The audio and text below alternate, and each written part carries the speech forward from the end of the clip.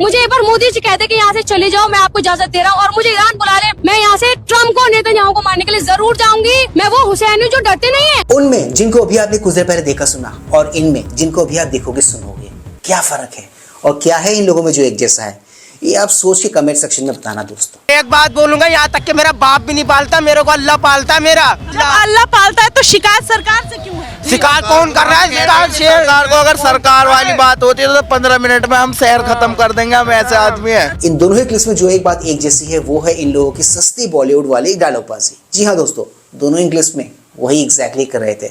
ये लोग भूल जाते कि दुनिया डायलॉगबाजी और बकैतियों से नहीं चलती। चलो मान लेते हैं कि बकैती टैक्स फ्री होती है तो कोई भी बकैती कितनी भी कर सकता है, करने दो। समुदाय विशेष को तो वैसे भी इन सब चीजों में डिग्री हासिल है, डिप्लोमा हासिल है, और जब इन्हीं बकैतियों के चलते जब इन पर सरकार का एक्शन हो जाता है, डंडा चलता है जब कानून का, तब ये लोग विक्टिम कार्ड निकाल लेते हैं कुछ ऐसे। आप रेखा गुप्ता जी बताइए, हमारा घर टूट जाएगा, हम उसको कहाँ लेके जाएंगे? वो बच्ची दिमाग से समझती है लेकिन उसका शरीर काम नहीं करता है, तो अगर हमारा घर टूट जाएगा हम उसको कहाँ लेके जाएंगे? सीधी सी बात है दोस्तों, बहादुर हो तो विक्टिम कार्ड काहे निकालते हो, और अगर विक्टिम कार्ड आप निकाल ही रहे हो तो बहादुरी की नौटंकी काहे? क्यों? पता है ये जो गुरपेज है इनको कौन सिखाता है? ये सारे के सारे गुरपेज इनको सिखाते हैं ये इनके तंत्र के ऐसे लोग। नमस्कार, इस खास कार्यक्रम में आपका स्वागत है। मैं हूं आरफा खानम शेरवानी। जिस खबर को सुनने से पहले पूरी दुनिया कांप रही थी कि ये खबर फिर से सुनने को न मिले, वही हुआ है। इजराइल और यूनाइटेड स्टेट्स ने मिलकर ईरान पर हमला कर दिया है। ईरान के शहर तेहरान में कई जगहों पर धमाकों की आवाजें सुनने को मिली। जिस खबर को सुनने से पहले पूरी दुनिया कांप रही थी कि ये खबर फिर से सुनने को न मिले, वही हुआ है। इन मैडम का एक्चुअल दर्द क्या है, कहाँ है और क्यों है, ये बात हमको बहुत ही अच्छे से पता है, क्योंकि ये वो हैं जिनको बात बात पे कोई ना कोई जख्म देके चला जाता है। Please like share subscribe and hype YouTube channel, ताकि हम ऐसे कंटेंट्स बनाते रहें और हमारा ये कंटेंट ज्यादा से ज्यादा लोगों तक पहुंचे। तो दोस्तों ज्यादा वक्त न गवाते हुए let's go back to the topic then. देखो मित्रों, हमारे देश के पास पड़ोस में जो कुछ भी हुआ उसको देखकर हमारे देश के एक वर्ग बहुत ही दुखी है, स्पेशली वो लोग जो इन वर्गों को रिप्रेजेंट करने का दावा करते हैं, आरफा, साइमा, सोरा टाइप के लोग। और आपको पता है इन लोगों को सबसे अच्छी तरीके से रोस्ट कौन करता है? इनको बहुत ही बेहतरीन तरीके से रोस्ट करते हैं राइट विंग तरफ से अजीत भारती जी। जी हाँ, इनका अलग ही अंदाज है, अलग ही स्टाइल है इन लोगों को रोस्ट करने का, एंड ट्रस्ट मी बहुत ही लॉजिकली रोस्ट करते हैं वो लोग। जो है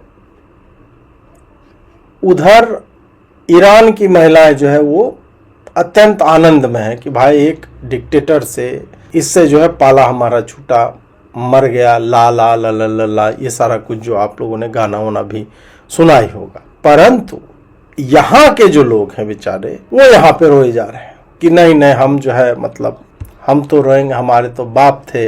अब ये पूरा ये रो ही सकती है ना, क्योंकि देखिए इनको जोहरान के न्यूयॉर्क के सेंट्रल पार्क में भी बैठना है, कैंडल लेकर के बैठना है ना, और जोहरान जोहरान कहाँ हो जोहरान, ये भी करना है, और उसी अमेरिका को गाली भी देना है। तो हो नहीं पा रहा है, तो बेचारी चिल्ला रही यहाँ से कि देखो फिर से कर रहा है यार, yes again again, yes yes.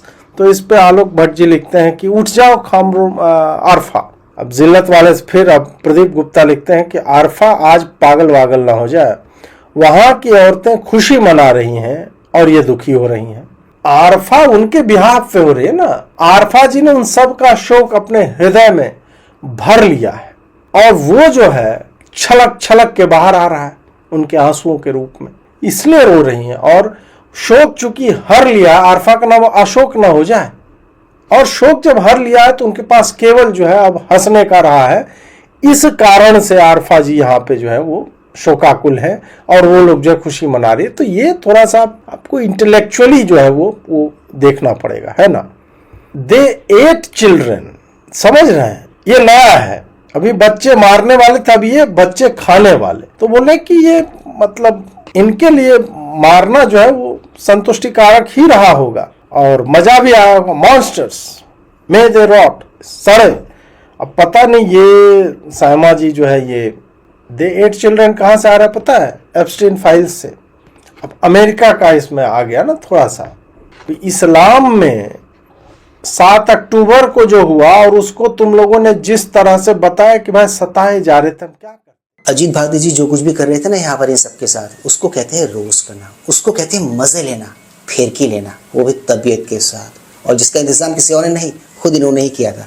रोने की छाती पीटने की जरूरत क्या थी? अब छाती पीटोगे तो सामने वाला हंसेगा ना, हंस रहा। ये प्रोपेगेंडिस्ट आरफा, साइमा, स्वराज जैसे लोग एक बात भूल जाते हैं कि ये इंटरनेट का दौर है। यहाँ पर पोलराइज व्यू बहुत चलते हैं। अगर आप छाती पीटोगे, वो वाली वीडियो अगर आप वायरल कराने की कोशिश करोगे, उस नैरेटिव को आगे बढ़ाने की कोशिश करोगे, तो एक ऑल्टरनेट नैरेटिव भी है, एक ऑल्टरनेट आवाज़ भी है जो इक्वली उतनी पावरफुल है, उतनी प्रबल है सोशल मीडिया पे। उनको भी लोग सुनते हैं, देखते हैं, तो वो भी आपका मजाक उड़ाएंगे।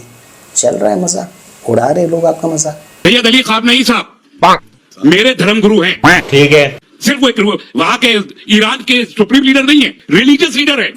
मैं अपने बाप से ज्यादा बड़ी आस्था रखता हूँ ख्वाब नहीं साहब में।